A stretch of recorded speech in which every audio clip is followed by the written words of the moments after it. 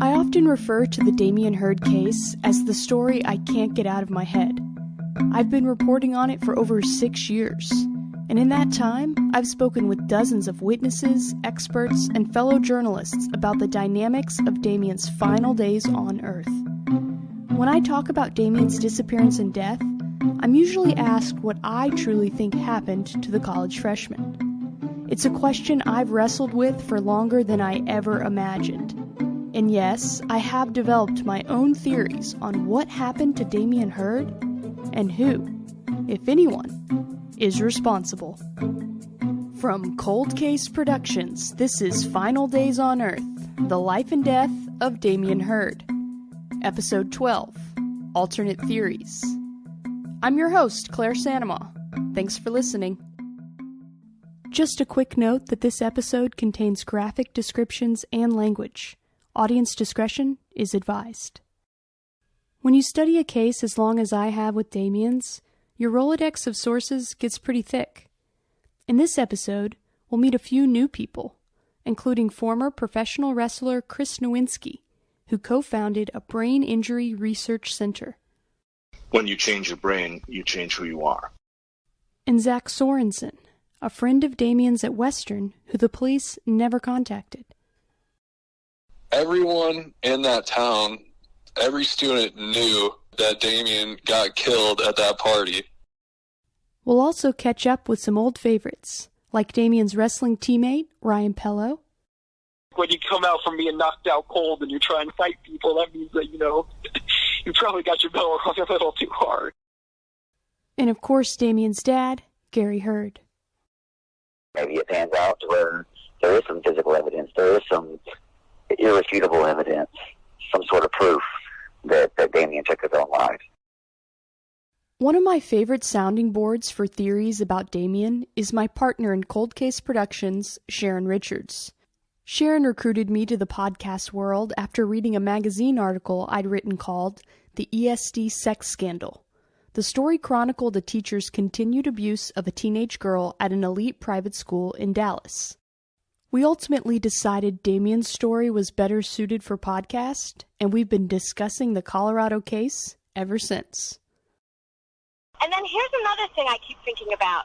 If you were going to hang yourself, having the noose around the outside of the sweatshirt almost seems like a compassionate thing to do, right?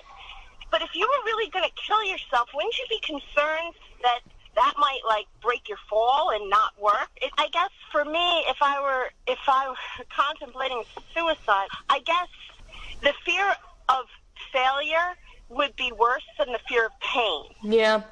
The defense boils down to, a lot of times for it being a suicide, whenever they can't explain anything, what they say is, well, suicide is an irrational act.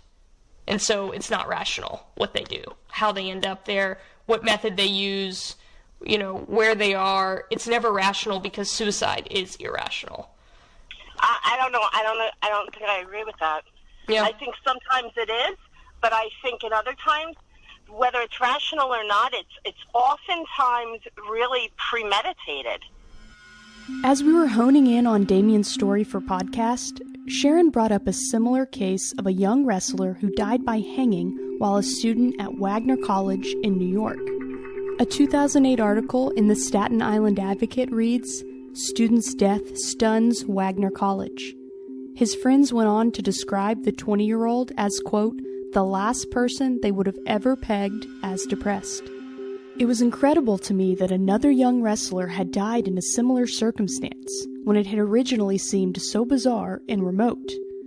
I started wondering if there was a connection between wrestlers and suicide that I'd been missing. This is Dammion's college teammate Francisco Marquez, talking to Gunnison police shortly after his friend's mysterious death.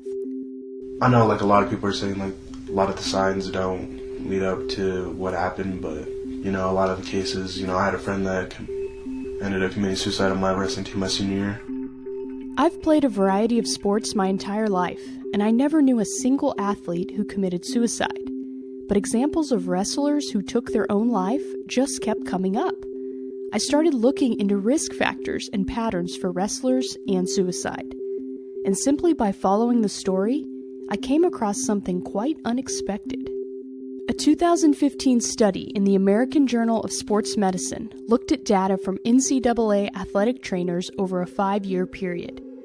It concluded that college wrestlers had the highest concussion rates of any amateur athletes.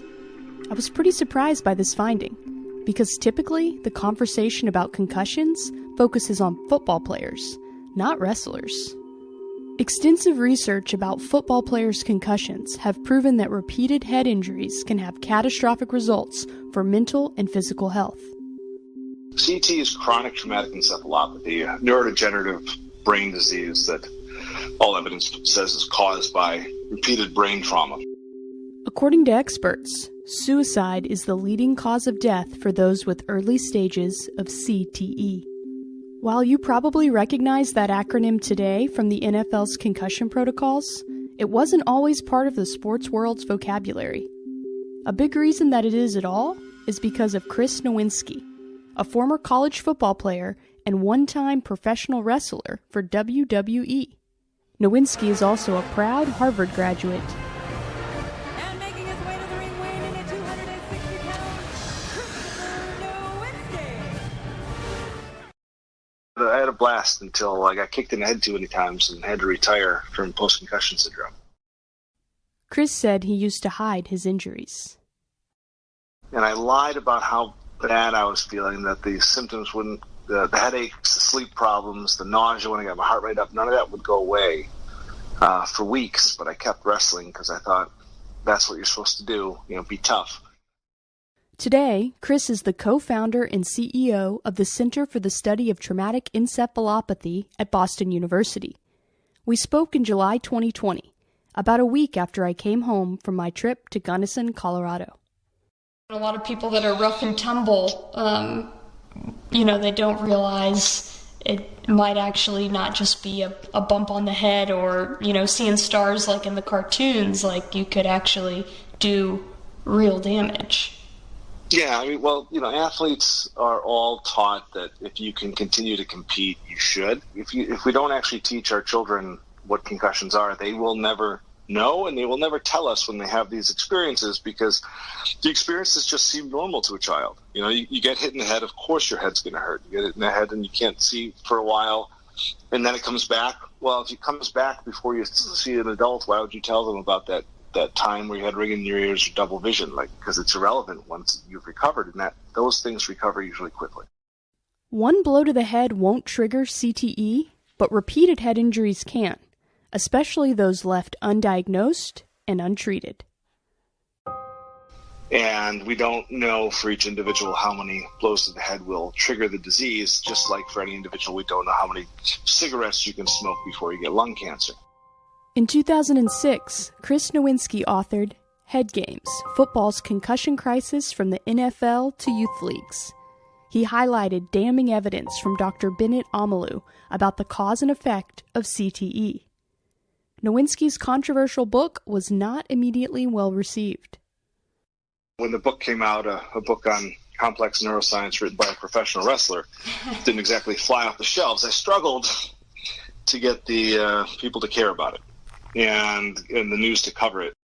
Those blowing the whistle on head injuries in football were up against a billion-dollar industry that saw CTE as the enemy and a threat to the future of the sport. The NFL poured money and resources into its Mild Traumatic Brain Injury Committee, which pumped out research alleging that concussions were minor injuries without proof of lasting effects. But 1 month after Nowinski's book came out, a high-profile suicide of a retired NFL player shocked the football community. Former Philadelphia Eagle Andre Waters was only 44 years old when he died of a self-inflicted gunshot wound in November 2006. Nowinski helped get a sample of Waters' brain tissue to Dr. Omalu, who diagnosed the NFL star with CTE. The New York Times ran the story on its front page. It was the beginning of a new storyline on the complex world of sports head injuries.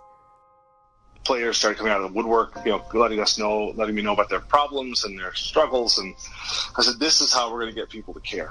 And so I created the foundation to be a way to formalize and continue the process of outreach to families, with the goal of partnering with the best scientists I could find that really wanted to take on this challenge of what's going on, and also the politics of the issue, because of course the NFL wasn't pleased about this work being done, and they charted out a lot of scientists to say this wasn't real.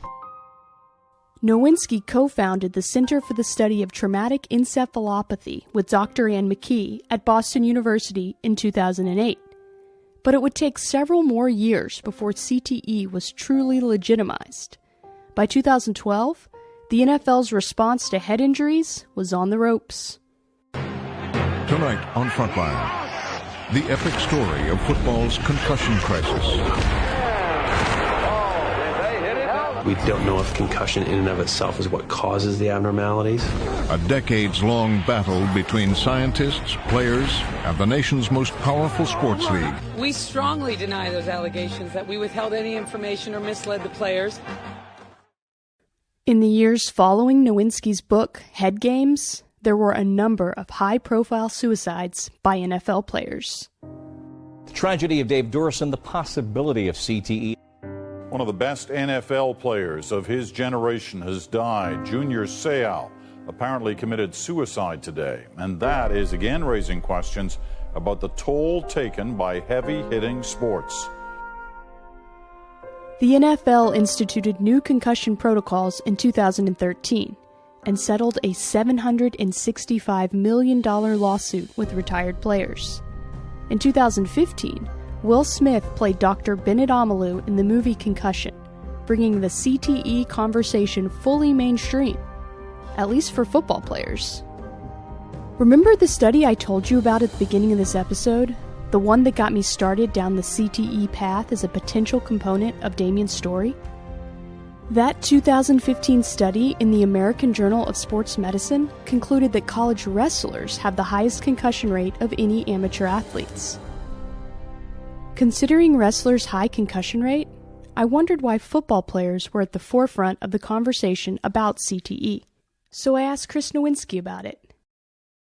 There's no question amateur wrestlers take considerable blows to the head, have a very high concussion rate relative to other sports, and the highest concussion rate in some studies, and also take repetitive brain trauma. So I wouldn't be surprised at all that we'll find more amateur wrestlers with CTE. They're just, there aren't that many amateur wrestlers in America anymore. We just don't have the cases. That makes sense, that would be a big reason why you aren't able to quantify it. You would need people to donate brains, former wrestlers. Is that really the only way to measure it? Right now, for CT, yes, we would need the brains. Nowinski says there's not currently a reliable method to test for CTE in living people. It's only possible to diagnose after death by taking a sample of brain tissue. And since there are far more people playing football in America than there are wrestling, the majority of samples come from football players. I wanted to learn more about CTE and to look at Dammion's life and death through the lens of possibly having an undiagnosed brain injury. I found an article written by attorney Gordon Johnson for StopCTE.org about the connection between violence, depression, and brain disease. Johnson wrote, "During the early stages of CTE, severe depression and suicide are among the most common features.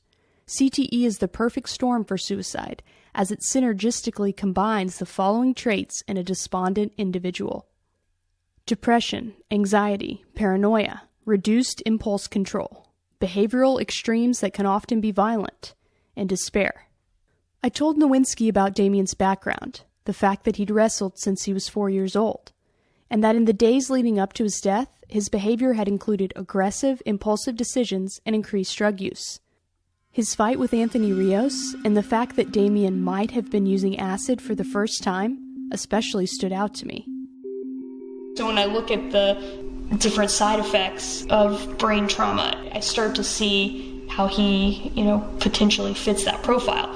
Of course, kids in college do a lot of these things without having, brain damage, so you have to acknowledge that as well. Yeah, no, I agree. There's a lot in his story that is consistent with other people with which we've diagnosed with CTE. Yeah, it's kind of been like this light bulb moment for me as I've gone through this. Wow, could this help explain some of these things that seemed like anomalies?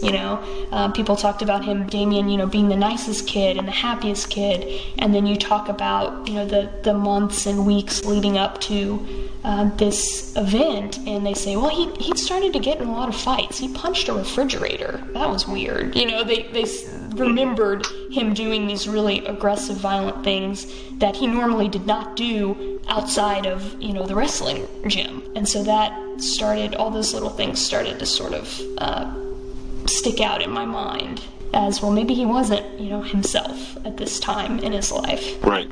A lot of those things would also coincide with like major life events, like someone died or this or that. But in the absence of that, some of it can be just organic brain damage. Yeah. There was nothing going on, major developments in his life at this time. It was like second semester freshman year. It seemed like everything was going pretty well. The only other event is that he had recently broken up with a girlfriend.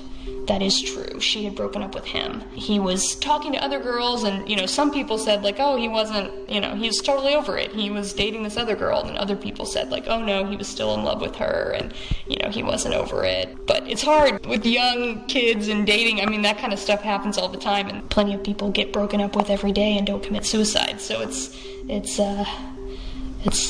like anything else, you have to take it all with a grain of salt, but it definitely, that was the only other sort of life event, if you can call it that was taking place around that same time. Yeah, fascinating. I remember all the toughest football players I played with were all high school wrestlers. If I think about my teammates who were state champions in high school wrestling, they were the killers. That's great. Yeah, that's what Dammion was. Yeah, he was a state champion wrestler, and he fought really hard to obviously get that title. And so he definitely was not somebody who ever backed down or ever quit. Yeah. And I think that's what's made the idea of him committing suicide so hard for anyone to comprehend. It just doesn't seem, everyone has said, like, it's just not something they ever thought, about whenever they thought about him. Yeah, no, I understand that. The third brain I ever acquired or studied for our team was a friend of mine who I'd known for 5 years, who I worked with at WWE. Nowinski is talking about former professional wrestler Chris Benoit, who committed suicide by hanging in 2007 after murdering his wife and son. When doctors examined his brain tissue, they found evidence of advanced CTE. And I knew him as a great guy. And so when we found out he had severe disease, it put those acts, in some context for me, because I couldn't imagine that person that I knew for those years doing something like that in the absence of brain damage. Yeah, no, I think that's a really, really good point. Think about any type of disease, how much it changes, who the person is that who they are without the disease and who they are with it. It can help explain sort of the unexplainable. Your brain is who you are. Your brain is your personality. Your brain is your behavior. Your brain is everything you say and do. And so when you change your brain, you change who you are. In all my interviews with Dammion's friends and family, stories of a head injury never came up. This is one of Dammion's high school coaches, Chris Allen. I mean, a lot of times if he was injured, he would wrestle hurt. But, with me, he never really had any kind of serious injuries or anything of that nature. We had to deal with the leg for a little bit, and we just kind of worked through it. Would take some time off here and there, but it didn't really affect him. He was a tough kid, and a lot of times there's no telling how many different little things that happen when you're kind of banged up as a wrestler that he probably just wrestled with and you never even knew he had. And what about, like, concussions? Is that common in wrestling? Those happen sometimes, yes. But you don't have any specific memories of anything like that with Dammion? I mean, if we did, then it was a short stint, and we went through the concussion protocol, because there in Asa we had the CTE concussion protocol. Concussion protocol in Texas high school athletics was formalized in 2011 and outlines prevention, treatment, and oversight of concussions for all student athletes. Texas coaches were required to undergo training by 2012. Dammion graduated from Fossil Ridge High School 1 year later, in 2013. I asked Dammion's father, Gary Hurd, if he remembered his son having a head injury. I don't remember any one particular instance that it's like, oh yeah, he's got a concussion. But like any wrestler, like anybody in a combat sport, when you get slammed around or you're going to get mild concussions. No different than a kid in a practice in football. Can't hit your head and think that nothing's going to happen. Just because you weren't knocked out doesn't mean you weren't concussed. I would imagine that many, many, many times over the years, he probably had concussions. But like you said, he never acted concussed to the point where, like, you felt like he should take some time off or anything like that? Oh, no, not at all. No, because we would have, if that would have been the case. If there had been any kind of indication that memory loss, memory lapse, motor skills, anything like that, absolutely, we would have pulled him, for sure. And I had many wrestlers that I've coached over the years that have been knocked out or concussed on the mat, and we went through the protocol. That was just something I came across, that wrestlers had a high concussion rate. In some studies, they even say higher than football players. And I wasn't aware of that. And so that kind of sent me down, one of those paths like I was talking about. If he had had undiagnosed concussions, untreated concussions, and, potentially caused some brain damage and, maybe put him in a place where he was not thinking clearly or thinking, normal Dammion thoughts. Nobody there, teammate, coaches, team trainers, nobody ever gave me any indication that he had had a concussion or got a concussion, and he didn't either. And we talked about everything. Dammion's college wrestling teammate, Ryan Pello, didn't specifically remember Dammion having any head injuries. People are always kind of getting banged up and stuff like that. Ryan says if Dammion ever did have a concussion, it was never an obvious one. I never saw any kind of those situations where, Dammion got knocked out cold and was just, acting concussed. Yeah, I mean, are concussions pretty common in wrestling or not so common? I don't know. I guess I really don't have, any statistics in front of me. I mean, just in your experience. Really yeah, in your experience. In my experience, I've never had one or anything. And I've seen teammates and stuff that have had it. Nothing sticks out in my mind of, crazy story of, a different guy on the team when he got knocked out. And it was he got up and he was, so out of it, they tried to, fight the ref for some reason. That guy definitely had a concussion. Right.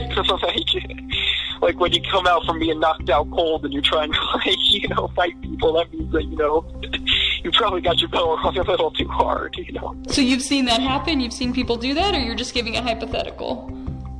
No, I've seen that happen. You see that sometimes, when a guy gets knocked out, they come back to it. I don't know if you've ever seen, even in the UFC fights and stuff like that, those guys get knocked out and they just, they turn on some fight or flight kind of instincts and they just go do weird things. Because I think there's only, 2 moments in my life where I've seen, in wrestling, where I've seen, yeah, that guy definitely has a concussion for teammates. One was that kind of thing that happened, which was just kind of weird. And the other one was, the guy just started bawling his eyes out as soon as he came out. He was just crying for no reason. Oh, wow. But those were, 2 times, 12 years. And, in football, I saw a lot worse kind of stuff. Yeah. Contact sports, freak accidents happen. And I'm sure those people are fine now.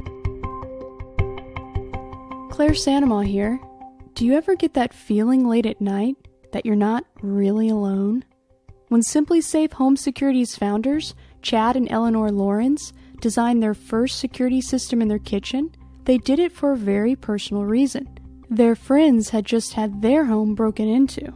They were struggling to find a security system that was simple to set up and would make them feel safe again. Making people feel safe is what Simply Safe has been doing ever since that moment 15 years ago. A passion to protect people not only drives every engineering detail in its products, but it motivates every interaction with its customers. Simply Safe has highly trained security experts ready whenever you need them, whether that's during a fire, a burglary, a medical emergency, or even just when you're setting up the system. There's always someone there who has your back to keep you safe.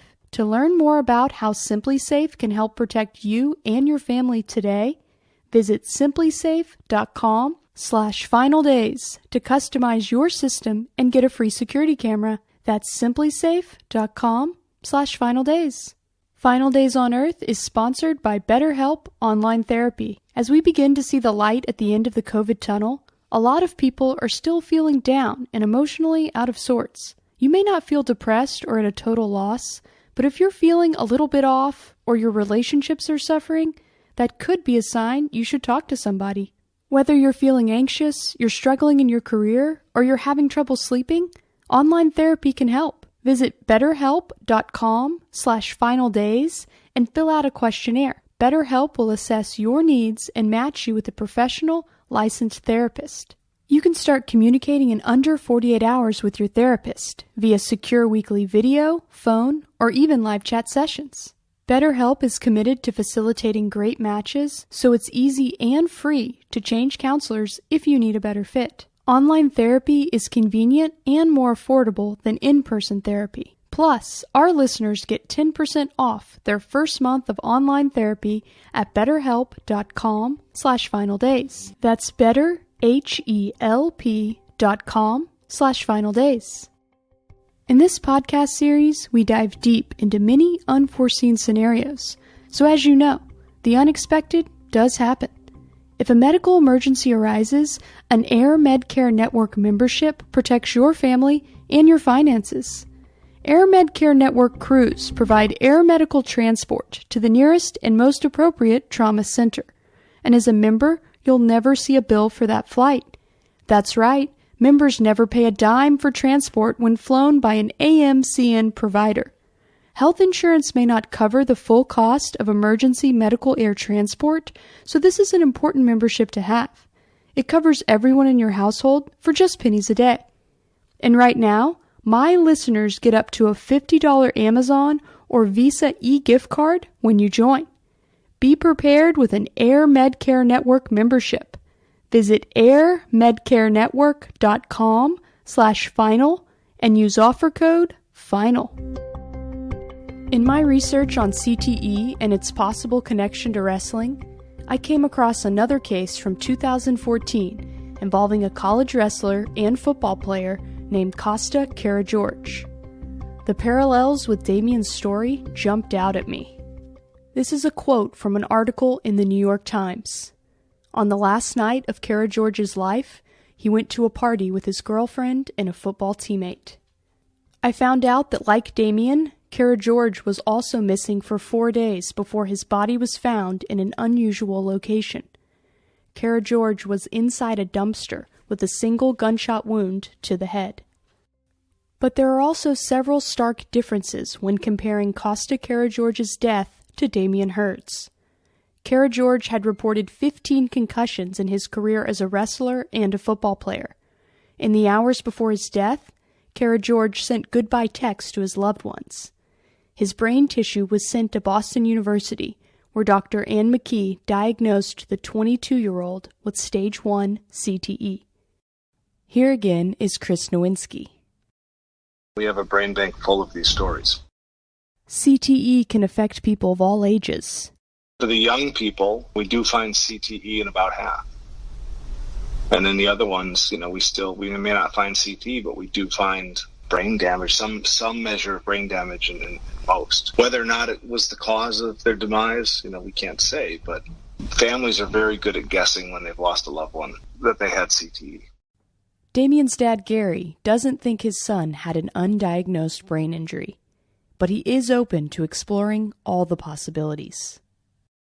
I've always said that Give me something. Give me some evidence. Give me something physical. Give me something tangible that says my son was in that state of mind and wasn't able to get himself out of it and succumb to that way of thinking and ended his own life. I'm not a psychic. I don't know. I wasn't there. I wasn't in my son's head in those last moments. But what if there was a way to get into Dammion's head and see what was going on? That's what Chris Nowinski and Dr. Ann McKee try to do with their brain bank at Boston University. The science is getting better. This exposure to repetitive hits to the head can cause breakdown of the blood-brain barrier, inflammation in the brain, and scientists believe that's directly correlated to the physics of a rapidly twisting brain, where that's where the most strain and stress will go onto neurons and axons and cause physical damage. I wondered if Dammion's case could possibly fit the bill for examination at the brain bank. Dammion died in 2014. He was embalmed, buried. I know that they took brain tissue, during the autopsy, but it's been so long at this point. I know whenever I look back at the literature, like for him, they said that they would keep the samples for 2 years, but we're well beyond that. You looked into it? I did. Wasn't able to get any answers whenever I called and tried to find out if they still had the samples. But is that what you would need? You would need the brain tissue sample? Correct. I just had this conversation 2 weeks ago with another family with another high-profile suicide, and we're going back and getting tissue. Something I never imagined. If we could actually know that would be really helpful. My main hope is that we get to the truth, and what I believe to be the truth, we'll see. We'll see if that's what it pans out to be. Yeah. And it may not. And maybe it pans out to where there is some physical evidence, there is some irrefutable evidence, some sort of proof that Dammion took his own life. And yeah, that's going to suck to try to swallow that, for sure. But it sucks to try to swallow the fact that he's just not here. Doesn't matter how he left. But if brain damage was a factor in Dammion's death, that's something that could matter to all the young wrestlers following in his footsteps, including Dammion's little brother, Nathaniel. I told him no at first. We wanted to wait a couple more years, but he just kept on me and kept on me and kept on me. 3 years later, he's still at it, and at the point now where he's taking second at big national tournaments, making it to the finals of these big tournaments, and going down the same exact path that Dammion went down. At 8 years old, Nathaniel Hurd is on his way to becoming one of the top youth wrestlers in Texas. Every coach that comes in and out of there, all the parents, everybody says the same thing about Nathaniel, which is mentally, that's the strongest kid they've ever seen. And which is exactly the same things I heard about Dammion. The kid is just so mentally strong. And he doesn't cry. He doesn't boo-hoo. When the practices get rough, he embraces it. He embraces that grind. He knows it's making him better, and he wants to get better. So he's willing to sacrifice pain. He's willing to sacrifice to get there. A carbon copy of Dammion. That's got to be just a sight to behold. And it's bittersweet for me, knowing how Dammion's career ended and how his life ended. It's bittersweet, and I was definitely more on Dammion as he got older, as far as performance goes, and with Nathaniel, given how Dammion's life turned out, I'm the exact opposite. I'll motivate him, but never in a way that I'm disappointed in him. I never show any disappointment. I could feel the pain in Gary's voice, and the second guessing that he was doing was heartbreaking. It sounds like maybe you have some, maybe you're thinking differently about things. And in everything in everything I've ever read and heard and seen, there was no doubt that Dammion knew how much you loved him and supported him, and, For sure. I don't think there's any, regret you should have in that. Yeah, and I don't have any major regret. I can think back of a couple of times to where things got heated, probably junior high age, something like that. big, massive national tournament, lots of pressure on everybody, and I was stern with him on some things, but it was never a situation to where our relationship was jeopardized or anything like that. I always said I would follow the story wherever it led, and I believe the CTE theory is a viable path to better understanding Dammion's death. But it's far from the only one I'm following. Because even if Dammion had an undiagnosed brain injury, that doesn't explain what happened after his death. The ID card swipes, the movement of his SUV, and the people at the scene with his body. When I talked to former Denver Police Lieutenant Matthew Murray in episode 10 about his expert report, he acknowledged that the only homicide theory that couldn't be disproved by the physical evidence was the idea that Dammion was placed in a sleeper hold and rendered unconscious before his death. If you recall, Murray took plenty of issue with the idea of staging a hanging afterward, but more on that later. In January 2021, as I was putting together this final episode, there was a news story that caught my eye. It was about the 2017 death of an Army Green Beret at the hands of Navy SEALs. 34-year-old Staff Sergeant Logan Melgar was found dead on June 4th. He was reportedly strangled in embassy housing in the capital of Mali. Navy investigators have taken over the case to see if the SEALs had any connection to his death. The CBS News report went on to give more disturbing details about Melgar's final night on Earth. An autopsy ruled his death a homicide, reportedly by asphyxiation. A law enforcement source says the two Navy SEALs had been involved in an argument with him and are now under investigation by the Naval Criminal Investigative Service. It's a pretty horrific story, and the kind of thing you'd never believe if someone hadn't confessed to it outright. But that's exactly what happened 3 years after Melgar's death. Chief Petty Officer Tony Didolf, a member of SEAL Team 6, pleaded guilty to involuntary manslaughter on January 14, 2021. Didolf told a judge that the SEALs were, quote, trying to teach Melgar a lesson. Didolf said the idea started off as a joke, but the talk escalated through the night. It was more like a pack mentality, a group decision, Didolf said. Around 5 a.m., the SEALs busted into Melgar's room and put him in a rear naked choke that rendered him unconscious. Melgar never woke up. It's unclear exactly what the SEALs did next, but Didolf also pleaded guilty to conspiracy and obstruction of justice for trying to cover up the cause of Melgar's death. I was struck by the similarities to Dammion's final night on Earth. A late-night argument, a rough-and-tumble group of guys, and a mysterious death by asphyxiation that took years of dogged investigating before the truth came out. If we play out the theory that Dammion died accidentally at the wrestler's party, then we still have to get him to Cabin Creek. Considering it was the middle of the night, with freezing rain coming down, I think it's reasonable to assume that no one would have tried to move Dammion's body until the next morning. Because of my work as a producer for the crime show 48 Hours on CBS, I've learned a lot about the anatomy of death. There's something called postmortem lividity, which is the settling of blood under the influence of gravity, or in layman's terms, how to tell what position a person died in. I reached out to a trusted expert in complicated homicide cases from Texas, and he agreed to look at the autopsy and scene photos for me. He said that in Dammion's case, the lividity showed his body standing upright, with blood pooling in his feet and blanching in the parts of his legs that were touching the rock. You can even see the impression from his wallet in his back pocket. From this physical evidence, the experts said it appeared Dammion died in that hanging position. But here's the rub. Lividity doesn't become fixed until 8 to 12 hours after death. So if Dammion's body was moved multiple times in the hours between 1:30 a.m. and 1:30 p.m., there wouldn't necessarily be evidence to show it. We know that Dammion was alive at 1:36 a.m. on March 30th when he left City Market gas station.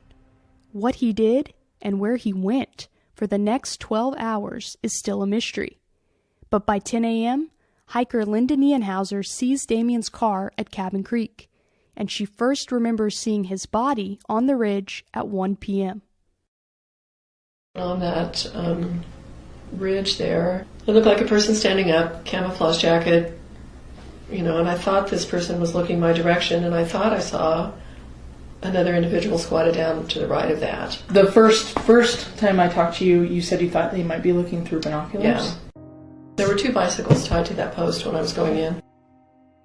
To me, the biggest missing piece of the puzzle is the identity of the people who Linda saw at Cabin Creek with Dammion's body.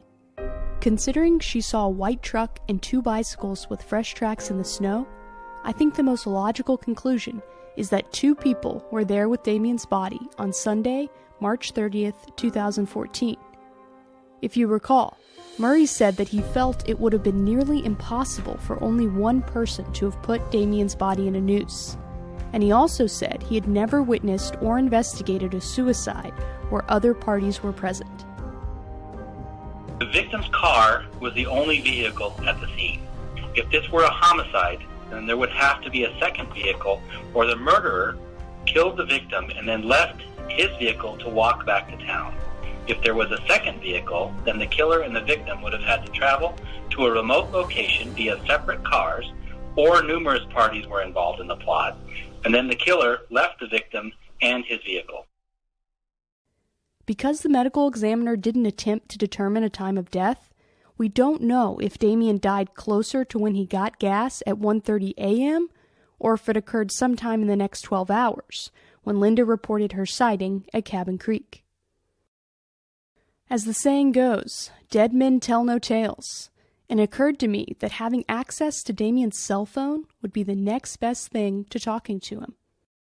After Gunnison police closed the investigation into Dammion's death, his dad Gary requested all the physical evidence be released to him. They finally did send it to me, and I've got it here, and it's as it was when I received it. I haven't touched it, other than to put it up where it's at now. It has not been touched in all these years. It's still sealed exactly the same way that Gunnison PD sealed it before they mailed it to me. Have you ever thought about opening it? Every day. Every day. What stopped you? Just wanting it to be untouched. I understand that chain of custody has been broke once they mailed it. I understand all that. But I also understand that any person looking at that could tell that that box has not been opened. It's the same way that I received it. Just in the event there is something in there that was overlooked, or might have a fingerprint or DNA or something on it, like his cell phone's supposed to be in there. So just not knowing, where the case was going to end up going, I just didn't feel like it was beneficial for me to open it. And then if I felt like it was going to be opened and anything in there having a chance in hell of it being admissible into court, then it obviously I could not open that box. That's pretty serious self-control there, Gary. Yep, I wanted that phone out of there so bad because I have law enforcement friends. I give it to them. I want them to look at it, see what they could come up with. Gunnison police excerpted many of Dammion's text messages and call logs in their report, but the full contents of his cell phone were not included. This is not unusual considering the sheer volume of information that we keep on our phones. It's not practical for police to include everything, especially in a case that is ruled non-criminal. But I knew in order to make those excerpts, detectives had access to Dammion's full cell phone history. So in 2019, I did a second public records request for files in Dammion's case from the Gunnison Police Department. That's when I got my hands on Dammion's cell phone data dump. It's 6,466 pages detailing every image, message, video, phone call, and contact on Dammion's Samsung Galaxy S2 when police found it on April 2, 2014. One of the enduring mysteries about Dammion's case is what happened to the text messages between Dammion and Anthony Rios. The thread simply doesn't exist on Dammion's phone. The only reason we know what was said is because Anthony shared the texts with Gunnison police after Dammion's body was found. The forensic report from Dammion's phone is supposed to show deleted messages, but there's no message history between Dammion and Anthony Rios at all. Since I knew the content of those text messages, I decided to do a search for the exact phrase that Dammion used when he wrote Anthony on March 29th. I wanted to see if I could shake loose any leads. I didn't find any texts that appeared to have been sent to Anthony, but I did find something else. At 11:33 p.m., Dammion texted the address to the wrestler's house, 620 North Taylor Street, to a contact simply listed as Zach, WSCU, in his phone. It's the exact phrase Dammion also sent to Anthony Rios about half an hour earlier that night. I'd never heard of a second Zach in the Gunnison police report. Only wrestler Zach Shank was interviewed by detectives. So in January 2021, I dialed up the mystery Zach to see what I could learn from him. Hey, you just gave me a call? Yeah, is this Zach? Yeah, what's going on? I explained what I was doing with the podcast and how I came across his number. Zach was officially intrigued. I did talk to him that night, and I was like, damn, man, like, I wondered if I was going to get questioned by anyone or anything about anything, and I never did. Yeah. This is the first time I'd ever heard from anyone about the whole situation, which was kind of crazy. Zach was happy to provide information to me, including his last name, Sorensen. He said he met Dammion at a party earlier in the semester, and they became fast friends, working out and smoking weed together regularly. Did you see him that night? Did you go to that party? I was not there, no. I had just heard rumors and records of what had happened there. Okay. Because one of the last text messages that he sent was to you, and he sent just the address, 620 North Taylor. He just sent that to you at like 11:30 p.m. And I didn't know if you got that message, if you came to the party, came to the house after getting that address, or if you remembered anything about that. I don't remember him sending me that address, but that's crazy. Big part of the confusion in Dammion's case is just the timeline, because it's, not only what happened in the days and hours leading up to his disappearance and death, but what happened afterwards that makes it, so interesting and still has a lot of mystery, attached to it. Everyone in that town, every student knew that Dammion got killed at that party by some wrestlers, and they fucking made it look like he committed suicide. Oh, wow. Like, everyone fucking knew about it. Like, I don't know if I'm the first one to tell you this, but, like, everyone knows that dude was murdered, and that the whole city fucking threw it under the rug and fucking made it seem like it was a suicide and didn't want the school or wrestling team to look bad, and, like, it was a complete fucking shit show cover-up. Wow. Well, you're the first person to actually verbalize that to me. I mean, I'd heard rumors, I'd heard other people say that, I'd heard Dammion's family say that, but you're the first person from Western to actually put it all out like that. After all these years of reporting on Dammion's case, it was incredible to hear Zach's description of what he believed happened to his friend. I asked Zach if he remembered any more details about the alleged murder and cover-up. Dammion got in a fight with one of these dudes and, like, put him in a chokehold or something, or they were wrestling around. Dammion got, like, definitely, like, manhandled by one of these dudes, and probably, I can't remember the name, but he definitely probably accidentally, like, fucking killed him. Like, but there's definitely rumors of people saying that, like, he was, like, wrestling around, they took him into, like, a back room. At this point, someone in the background started talking. Zach told me it was his girlfriend, Alexis, who was from Gunnison. I'm going to put you on speakerphone really quick. Okay. Alright, say what you said. Everyone at the party said that he got into a fight and there's 3 wrestlers that he ended up passing out, and they were dragging him to the laundry room, and then they said that he left. And so that's what everybody at the party was told, is that, oh yeah, he just left. But the 3 wrestlers had dragged him into the laundry room after he had passed out from being in a chokehold. It's important to note that Alexis herself did not attend the party. She's repeating information she heard secondhand from friends who did. I've heard versions of that, but I don't know if you've heard this or not, but I know this for sure because I've seen the video surveillance. He went to get gas. Dammion went to get gas at 1:30 in the morning at City Market, and so we see him get out of the car, pump the gas, wait around, get back in the car, and drive away at 1:36 a.m., and that's the last time that anyone knows that he was alive. I told Zach and Alexis about the timeline of Dammion's fights at the wrestler's house, and how the witnesses to the chokehold and the laundry room incident all put it happening around midnight. At 1:30 in the morning, Dammion's alive and well. Like, he's definitely not passed out at 1:30 in the morning. So what's been difficult for me is trying to figure out if he went back to the wrestler's house, back to the party after 1:30 in the morning, and then a second or third confrontation happened where he ended up unconscious, where he was passed out, where he was put in this chokehold, and then somehow he ends up at Cabin Creek.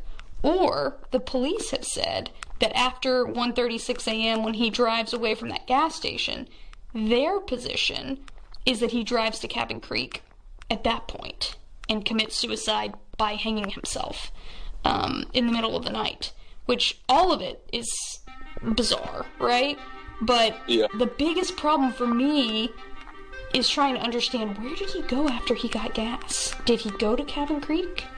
Or did he go back to the wrestler's house? And that's what I really just can't, I don't feel like I have good information on. I mean, the dude wasn't suicidal by any means, okay? We were in college, we were all having a great time. Claire Sanamaw here, and if you know me at all, you know how much I love summer. You can find me hanging out by the pool, visiting family, or catching the latest movie. Simple pleasures that are downright thrilling compared to last summer's entertainment options. If you want your brain to feel like it's summertime all the time, download Best Fiends, the refreshingly fun puzzle game where there's always something new to play every day. I'm on level 9 right now, so I've still got plenty more to go. I like how Best Fiends pairs puzzles with an adventure quest, but the really fun part is strategically teaming up with characters based on their special abilities to gain extra points and level up your fiends. There's just so much to love about this game. It's no wonder it has 100 million downloads and counting. Download the 5-star rated puzzle game Best Fiends free today on the App Store or Google Play. That's friends without the R. Best Fiends. Have you ever thought about how to take care of your family, no matter where they go? An Air Medcare Network membership protects your family and your finances if a medical emergency arises. Air Medcare Network crews provide air medical transport to the nearest and most appropriate trauma center. And as a member, you'll never see a bill for that flight. It's true, members never pay a thing for transport when flown by an AMCN provider. Health insurance may not cover the full cost of emergency medical air transport, so this is an important membership to have. It covers everyone in your household for just pennies a day. And right now, my listeners get up to a $50 Amazon or Visa e-gift card when you join. Be prepared with an Air Medcare Network membership. Visit airmedcarenetwork.com/final and use offer code FINAL. One of the last interviews I did was with former Western wrestler Elliot Copeland. You might remember him as one of the roommates at the wrestling house at 620 North Taylor Street. He wasn't too sure about me at first, but he agreed to talk, and we ended up discussing the ins and outs of Dammion's case for over an hour. He was like our little brother, and so we were all really close. Elliot also has a hard time believing that Dammion was suicidal. I think maybe because he was on drugs or something, maybe he jumped to some conclusions about his relationship with us and just thought that it wouldn't be the same again, and maybe that's why he decided to take his own life. I don't know. Elliot said his memories from the party in 2014 and the days that followed are pretty hazy. A lot of the details that you even know about his death, I don't even know. And that's what's sad. And that's because we, as kids, we were just put in this really shitty situation where we didn't know what had happened to our friend, and we assumed that maybe he had committed suicide when his body was found. Just like he told police in 2014, Elliot was adamant that nothing happened to Dammion at the wrestler's house. There was all these, I don't know if you'd say accusations or just people wanted to know what had happened to him, and we did too, but we didn't know either. And we were the last ones probably to see him, maybe not myself, but some of my friends. And so I don't know, I think like we were put in this really weird situation where we weren't even really told the details of his death.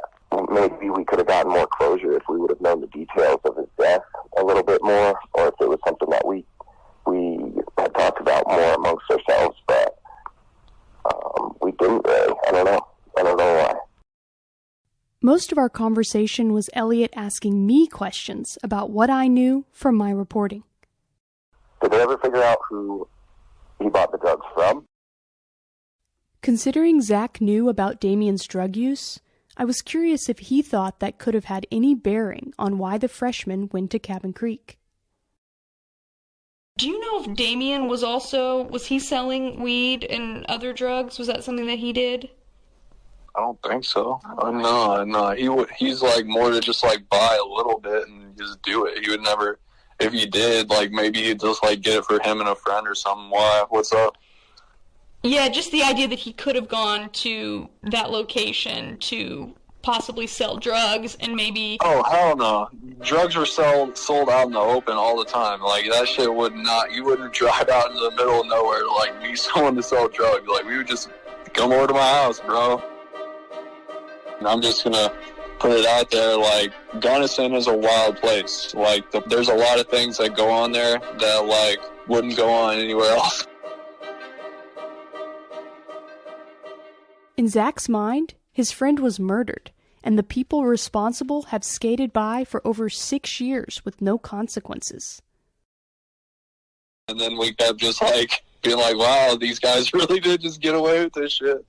And it was kind of a belief throughout me and my friend group and a lot of students. I told all my friends, like, yo, this lady hit me up about Dammion. Remember that shit? They're like, dude, no way. I was grateful for Zach's candor and the way he talked openly about some pretty difficult subjects. I think there's strong evidence on all sides of Dammion's case, whether you look at it through the lens of homicide or suicide. And that's exactly why I think we have to keep asking questions. Here again is Dammion's father, Gary Hurd. Our perception is he's gone, and I don't get him back, regardless of how he left. I just hope that the truth comes out, and if the truth is that there was foul play, then those are people that were involved or held responsible. As I went through Dammion's phone records, I came across his text messages with Curtis Markham, the Western student who sold him LSD. In episode 9, The Arrest, we learned that Gunnison police arrested Markham and another student, Preston Claybrook, on drug charges before closing Dammion's case as a suicide. I wanted to find out what Markham remembered about March 29th, 2014, so I gave him a call. Hello? Hi, is this Curtis? Yes, it is. Curtis had no reservations about talking to me for the podcast, so I dove right in with my questions. Did you know Dammion before March 29th? No. Okay. No, I didn't even know that, even after he was missing and stuff, I was unaware that I had even actually met him or had sold him LSD until I got arrested for it. And then I looked through my phone and I saw that some kid named Dammion had texted me and I met up with him. Oh, wow. Yeah. That must have been a pretty big surprise. Yeah. So that definitely, then once I saw that, obviously it just felt like my heart drop and be like, that's not good. I asked Curtis if he could remember anything about Dammion from that night, and his answer surprised me. I remember he came over to my apartment, and he had a longboard, and he seemed like he was definitely partying, and maybe had been drinking already a little. And then he bought some off of me, some acid off of me, and then he left. And then he came back later. Like, this is, like, once I read all the texts, I was like, oh yeah, I remember this kid. And then he came back later with, like, 2 other friends, and then they all bought some more. Okay, that's interesting. Do you remember the 2 other friends that he came back with? No, I don't. I assume it's people from the wrestling team. This is entirely new information. The police report never mentioned 2 other people buying acid with Dammion. And the tips they did receive mentioned a cross-country runner, not a wrestler, as possibly taking acid with Dammion. But all those tips were second or third-hand information. And here was Curtis, the actual drug dealer, providing real intelligence. I wanted to see what else he might remember. I just didn't know if you remembered anything about how they looked. Were they tall? Were they short? Taller than Dammion? No, Dammion was pretty short, and I remember them also being, like, kind of short, like he was. I mean, that's not in any of the reports. I've never seen that, and police don't know that, from what I can tell, and they never found who those other 2 people were. Because I'd be really curious who those people were and what they remember about the night. It's not in any of the reports. So, yeah. Huh. Yeah. Yeah, I feel like they all had longboards. I don't know if that's anything important, but that's pretty much all that I remember from... Yeah, that does help, actually, just because the fact that they had longboards, I know that's something that he did with members of the wrestling team. The other information that was in the police report, there were several people who said that Dammion was doing acid with a member of the cross-country team. That's something that came out, but they never identified that person. They questioned a couple of cross-country team members, and they were like, nope, wasn't me. And so they just left it alone. They never got to the bottom of it. But the idea that the people that came with him had longboards, that to me makes it seem more likely that it was wrestlers, not track people. The fact that it was around 7 o'clock, you know, if I look back at what Dammion was doing at that time, he had gone to the wrestler's house and they were getting ready for the party. I don't think he was hanging out with any of the track kids yet, based on the timeline that I've been able to establish. I mean, it's a long time ago now, obviously, but I remember he came back with 2 other people, and then I don't even remember exactly how much he bought, but it was definitely not all for him. Like, he was getting it for other people and stuff, too. Okay, because that was my next question, because that was something I had thought when I saw that he bought it twice. I was like, who takes, like, more than one personal hit of acid? So that's interesting. You definitely got the impression that he was buying for multiple people. Yeah, he was getting it for more people at that party that he was at. All right, that's interesting. Do you remember, like, how much he paid for all of this? Because there's some question about money he had taken out of an ATM and what had happened to it. So I was curious. Not very much. Back then, I don't sell acid or anything anymore, but back then, probably if you were good friends with me, I'd probably do like $5 for one hit. And then if I didn't really know you and you're just getting one, probably 10. Or if you're getting like 5 or so, probably do like $30 or $35. 5 minutes into my conversation with Curtis Markham, and I've already learned more information about his interaction with Dammion than I found in the entire 187-page police report. It got me wondering, did the cops even talk to this guy? You know, this case, there were so many interviews that police did, audio interviews. Yeah. And so I was able to get all of those. So it's been pretty interesting to go through it all. But you weren't one of the interviews. They didn't record the interview with you. They never interviewed me at all. They didn't even interview you? They just arrested you? Yeah, it was just, they arrested me, like on campus, like while I was in class one day. But they never asked you any questions about Dammion? No, when I got arrested, he asked me if I knew Preston. Yeah. That is so bizarre to me. Yeah. They just arrested you point blank. They never questioned you about Dammion's night, about, like, No. the questions I'm asking you about Dammion. No, they never asked me anything like that at all. I couldn't believe that Gunnison police never interviewed Curtis, especially considering they used his arrest as part of the justification to close Dammion's death investigation.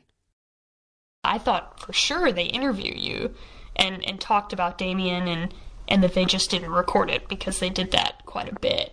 No, I never got interviewed. I was just under arrest, and they closed the case, I guess. And I don't even think he asked me a single question about Dammion. Gunnison police might not have been interested in talking to Curtis, but I sure was. Did you go to the wrestlers' party? No. No, I remember that day I was just like, I went on a hike, and then I was just kind of chilling at my apartment. I think I had like partied the night before, and I just wasn't doing anything that day. Okay. And did you know about the track party that was going on at Mountaineer Village that night too? No, there was always something going on. Did you know of an apartment at Mountaineer Village that was referred to as the track house? No, I didn't really honestly know that many sport kids. I wanted to find out more about the timing of Curtis's involvement in the case. When did you realize who Dammion Hurd was? I believe it was like when I came back to school the next semester. Because he died in April. And so you think it wasn't until the fall that you had this conversation? A lot of time went by that before I even was aware. The timing actually does make some sense because the case wasn't closed until October.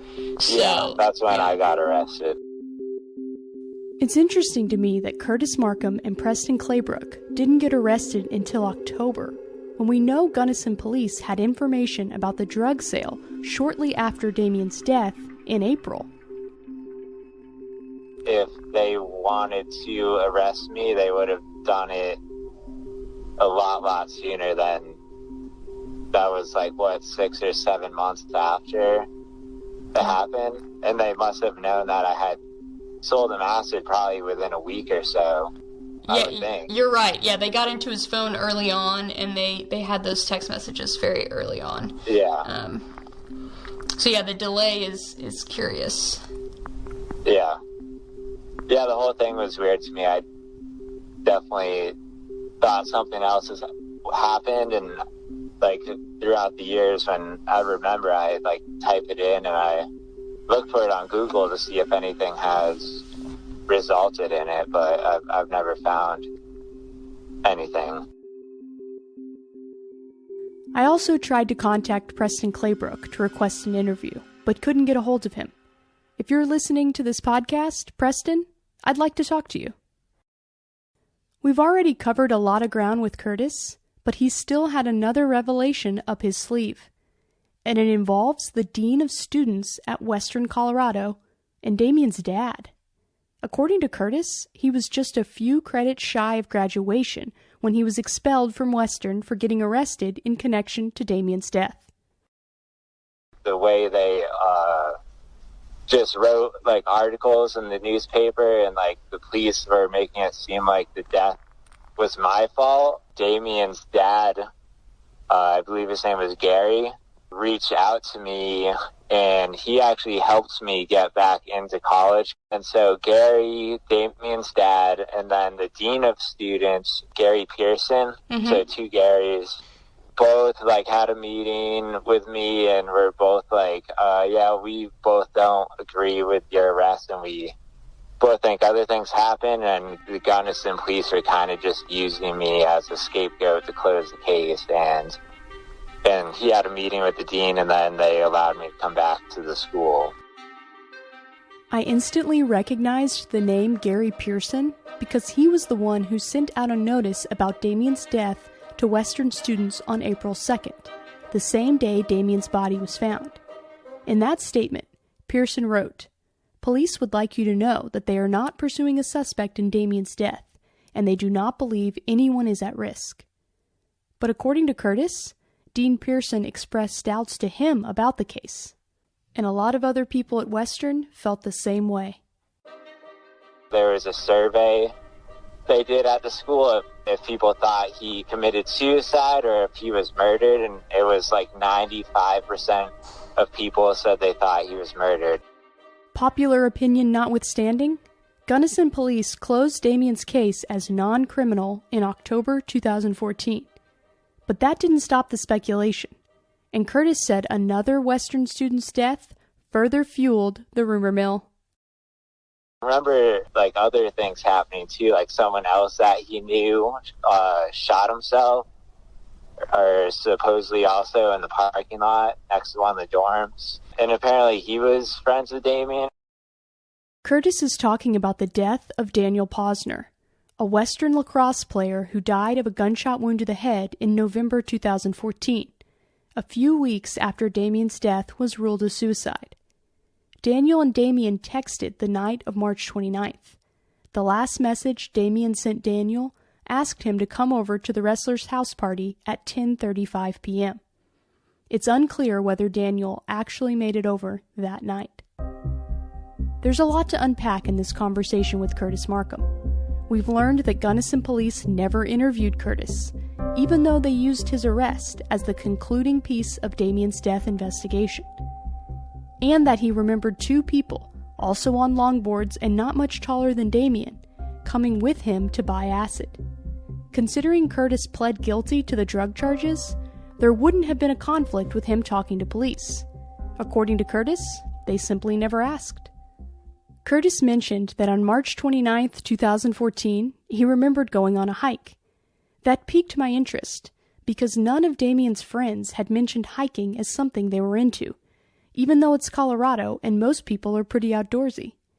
As we've covered in previous episodes, Dammion's wrestling crowd didn't seem to be the hiking type, which only made it stranger that the freshman was found on the side of a ridge. So you had talked about the weekend of the party that you had gone on a hike, and so you were tired out and you weren't like in a party mood that weekend. And that just got me thinking, because whenever Dammion was missing, one of the things that people were talking about was the idea that he could have gone like on a hike or something. And so I was wondering, where did you go hiking that weekend, and where were places that you knew that people went hiking and did stuff in Gunnison? I don't know exactly where I went on a hike, or even if I did go on a hike, honestly. But I mean, there's just endless amount of spots to like go. It's just like right behind the school, you could go out towards like Signal Peak. There's trails right from campus you could go on. And then, I know where Dammion was found, but I had never hiked out in that area because it's kind of just like flat, open area. It's not really a mountain or anything. Cabin Creek, where he was found, was that a place that you knew of anyone who ever went hiking there or mountain biking there? I never have even heard of that. So, like, even you saying Cabin Creek, I'm like, what? What's that? As I've studied the case file, I've developed my own theories about why Dammion could have gone to Cabin Creek in the early morning hours of March 30th. The way I see it, there are two competing scenarios that I think are likely, and they both start the same place, City Market gas station. When I think about Dammion getting gas, I see a literal fork in the road. On one side, I could see Dammion leaving the gas station directly for Cabin Creek. It makes sense to me that he would fill the tank before setting out for a remote location. Dammion, the kid with Fearless tattooed on his backside, wasn't afraid to go to the woods at 1:30 a.m.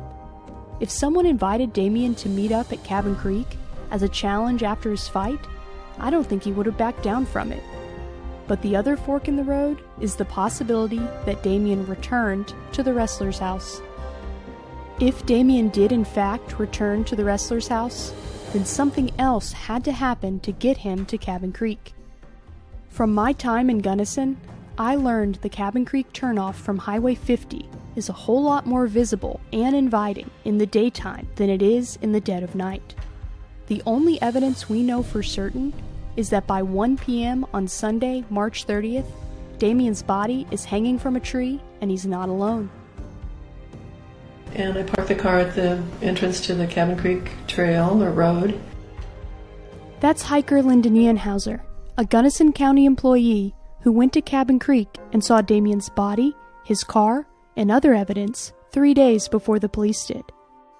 And there was a white full-size pickup with a topper parked right beside me. And then the black SUV was parked in front of the gate. Whether suicide or homicide, once at Cabin Creek, someone turned the contents of Dammion's SUV upside down, ripping through packages and unzipping every bag in that car, until finding jumper cables and a sleeping bag. The fact that Dammion wasn't alone when he bought acid on March 29th, and he wasn't alone when Linda saw his body on March 30th, makes me further question the conclusion that Dammion acted alone. Until we identify the people with Dammion before and after his death, how can anyone have confidence in saying what truly happened? As I mentioned in episode 11, through my experience as a journalist, I've worked with experts in memory recall. I found one in particular in Texas who was willing to do cognitive interviews with witnesses for Dammion's case. But in order to get that included as part of the official investigation, the Gunnison Police Department would have to reopen Dammion's case and invite the expert in to do the interviews. I dialed up the Gunnison Police Department again to ask for their cooperation. You've reached Chris Wilson, Captain with the Gunnison Police Department. I'm either away from my desk or out of the office. Please leave a message and I will return your phone call back as soon as possible. Thank you. You may start your message now. Hi, Captain Wilson. This is Claire Sanamaw. We met over the summer when I came to Gunnison to talk about my podcast on the Dammion Hurd case. I'm getting really close to finishing up, and I just had a respectful request for your consideration. It involves cognitive interviews with two witnesses in the case, hiker Linda Nienhauser and former Western student Curtis Markham, who sold Dammion acid. They both remember seeing people who have never been identified, and I believe if we can identify those people, we'll have more clarity about what happened to Dammion, and we could put these rumors to rest once and for all. Please give me a call back when you get a chance. I'd really appreciate it. I've always believed that sunlight is the best disinfectant, and hiding from difficult conversations actually makes things worse, not better. It's the motto that has guided me to follow Dammion's story, wherever it took me. A journalist is only as good as her sources, and I'm grateful to every single person who spoke to me, both on and off the record, for this podcast.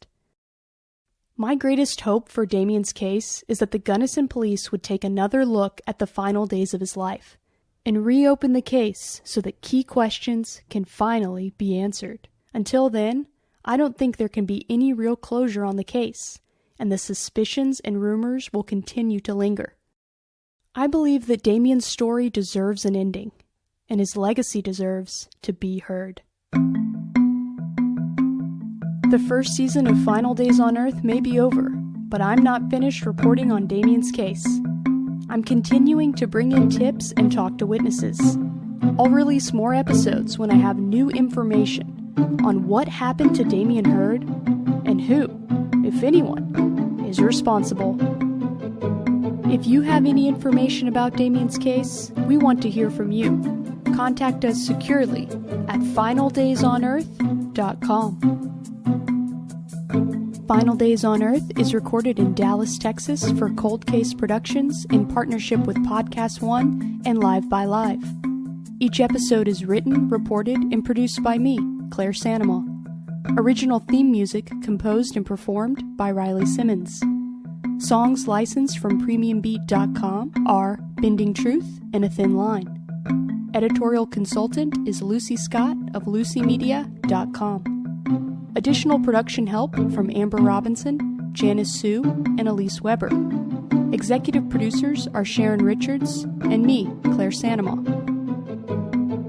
Special thanks to Chris Nowinski, Gary Hurd, Chris Allen, Ryan Pello, Matthew Murray, Zach Sorensen and his girlfriend Alexis, Curtis Markham, and Elliot Copeland for talking to me in this episode.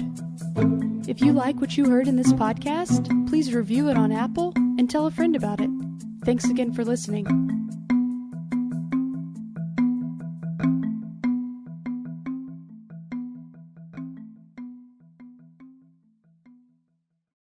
Progressive presents Forced Metaphors about bundling your home and auto. In sports, 3 goals is a hat trick. And when you bundle your home and auto with Progressive, you get a hat trick of great savings and round-the-clock protection. So you might be thinking, wait, that's 2 things. A hat trick is 3. But in this metaphor, great savings counts as 2 goals, and so does round-the-clock protection. So it's like 4 goals, and that's more than 3.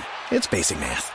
Forced Metaphors, presented by Progressive. Bundle and protect today. Progressive Casualty Insurance Company and affiliates. Discount not available in all states or situations.